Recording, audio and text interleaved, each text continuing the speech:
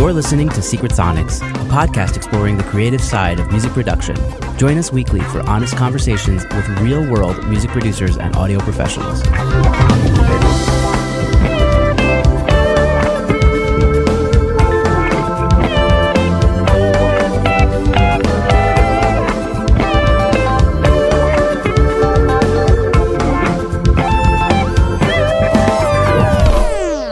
And welcome back to Secret Sonics. I'm your host, Ben Wallach. My guest today is Kristian Montano. Kristian studied at McGill University before graduating with honors in audio engineering at the Ontario Institute for Audio Recording Technology.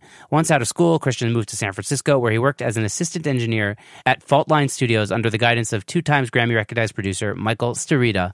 Upon returning to Toronto, Kristian began working out of Lacquer Channel Studios A Room, belonging to acclaimed mastering engineer Noah Mintz. In 2018, Kristian founded Montano Mastering, a fully hybrid mastering suite serving clients around the world. His mastering work has been featured on Billboard charts and in publications like Rolling Stone magazine. Streams of albums and singles sold worldwide, with Montano listed in the credits as a mastering engineer total over 150 million. Former guest of the show, Matt Snell, mentioned Kristian in his episode, and since then we started chatting on Instagram, and I decided to invite him on the show, so it's a pleasure to have him on. Welcome to the show, Kristian. Hi, Ben. How are you doing? I'm doing all right, man. How are you? I'm great. I guess as well as we can be right now. Right. Yes. We're all, everything is relative, I've been telling people. Yes. Yeah. Absolutely. So tell me a bit about your story. How did music begin for you? And I guess we could jump into down the road how it turned into production and then mastering. Absolutely. I think as many people in music do, a bit of like a roundabout story. Started when I was very young. My mom was a piano teacher. So I've been, on the piano bench since I think like 3 years old. Was always a big thing in my life, and ended up going to McGill University for science, actually. I studied anatomy and cell biology. And in my fourth year, when I brought home a bunch of music textbooks and musician autobiographies, my parents said, "Doesn't seem like you're very interested in science anymore." Yeah. And so they asked me what I wanted to do, and I told them I wanted to kind of pull a Bob Dylan and train hop across the southern states learning folk tunes. And they said, "You're an idiot." And not exactly, but something along those lines, and convinced me to... Were you serious? Yeah, oh yeah, I was dead serious. I was like, I'm the next big songwriter. I want to... Oh yeah, as good on you, as man. You are when you're 20, It's good to have confidence when you're in your 20s, right? Yeah, yeah, exactly. And they convinced me to go to audio engineering school. They're like, at the very least, if you're going to quit your pre-med path, and go into music, do it properly, have experience, have a background in music production. And at the very least, if you're not the next Bob Dylan, which we totally think you are, you'll be able to engineer as well. Nice. Yeah. Smart. Yeah, so they're to credit for the initiation of that pathway, and that led to a fondness for learning how to record my own stuff, which is really what got it all started. Nice. Yeah. Yeah, for me too. I guess the beginning of production for me was when I moved to Israel, and for the first time in my life, I had nobody to play with. And then all of a sudden, it's like, okay, how do I do something with my creativity and music? And I just started working on GarageBand, which led to Logic, which led to microphones, which led to, because then you start you doing your own music. It just kind of just makes you realize how much you love using the technology. Yep. And the DAW becomes a canvas. And that's how you learn. That's how you learn so much, is just by spending so much time. So it's a great introduction into engineering if you're doing your own stuff. And I mean, this isn't to say that you have to do it, but when you're passionate about your own music, and that passion can really be on another level, you'll spend hours. I would skip 2 meals a day, not even on purpose, just because I was so into whatever I was creating, and it just sends you down all these little wormholes, just discovering what a compressor does, not just to the dynamics, but to the tone, which is a huge part of mastering, so all these things that I started doing 10 years ago to serve my own music have come to kind of serve me in my mastering career. Nice. Okay, so what happened? You were a singer-songwriter. Yes. You decide you're going to America. What happens next? So I went to school, and I ended up actually going to America after that. Through some connections that my brother had, I got a gig as an intern at a place called Fault Line Studios in San Francisco, California.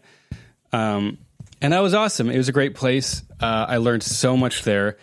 After about a week or two, they were confident enough in my abilities that they started, without calling me as much as an assistant engineer at that time, they had me doing all the assistant stuff. I'd show up before everyone. I'd set up all the mics. I'd place all the drums, and really just learn everything there is to do with recording, from cabling, from setting up the mics, from tracking any kind of printing you're doing into your DAW. We did tape. I would sit in on the mixing sessions. And then near the end of my time there, I got to learn about this funny thing called mastering, which had always sounded interesting, mainly because every time people spoke about mastering, it was always in almost these like hushed terms, like, oh, yeah, the wizardry of mastering. Yes, the dark arts. Yeah, which is, I mean, honestly, such a funny reputation. But I was drawn to it, I think, because of that. And it was a really cool thing. The isolation of it kind of reminded me of the creativity I had in songwriting, just that you could really just dive into something on your own and just really focus on it. I really loved it. And I really loved sitting in that room just by myself and working on these songs and seeing how, not even how much better, but how much different you could make it sound. Because I think an important part of mastering is hearing what you're doing. And sometimes to hear what you're doing, you have to go too far in order to fully understand what it is you're adding. And then you can go, okay, that's way too much. But at least I know what it's doing, and it's adding something here that this is also adding to. So anyway, right. I discovered mastering there and came back to Toronto and called a few mastering studios, and Noah Mintz at Lacquer Channel offered to give me a tour of his place. I showed up at his door about a month or two after coming home to Toronto, expecting just to kind of get an interview with the place. And I spoke to him for about 10, 15 minutes, and he said, well, this is the room that you'll be working out of. What? Yeah. It was great. He runs it in a way where it wasn't like I was working for him. He was just like, you know what you're doing. You've done this. Bring your clients here. You know, like he would charge a base rate, and then I just got the studio at night, just as a little playground, which was wild. Wow, that's sick. So were you taking some of his, like, I guess, lower end mastering clients at the time, or was it all your own clients? Largely my own clients. I had a few of his clients that came through, but because of the fact that I was so involved in the music scene, from a performance standpoint, I knew a lot of people that needed to get their things mastered who didn't have a budget, and that allowed me to take on a fair bit of projects. Without really advertising myself fully as a mastering engineer, because I didn't really want to say, hey, I'm the best thing, since Noah Mintz, or in Toronto, it's Joa Carvalho. I wanted to really learn what I was doing before I advertised my services. And I had as I said, luckily I had a bunch of friends who needed mastering and trusted me, which is such a big part of mastering, is when an artist trusts you to finish up their job. Yeah. That's sick. Did you have a moment where you realized like this is it? Mastering is going to be what I'm going to be doing for the long haul? Not really. I've always this is weird. I've always kind of been a jack of all trades kind of guy. So I've always wanted to songwrite. I've always wanted to be involved with live performance, and I always wanted to. And since I got into mastering, I always wanted to master, and I really wanted to take part in all of these facets of recording. And that there can be a downside to that. And it's the classic jack of all trades, master of none. Yeah. Which coincidentally is my bio on Instagram is a play on that. I was thinking about that as you were saying that, yeah. Jack of all trades, master of music. But nice. It's really good. You sometimes you can focus on too many things and it detracts from that. But I always knew that I wanted to spend all my time doing as much as I could, having as many hands and as many cool projects as I could. I think that's always been my goal. Like, I want to be able to, at the end of my time as a musical contributor, say, I played on this record, I mastered these cool records, I wrote these songs, check out my personal output. I just love being involved with music, and for me, it's always been the more the better.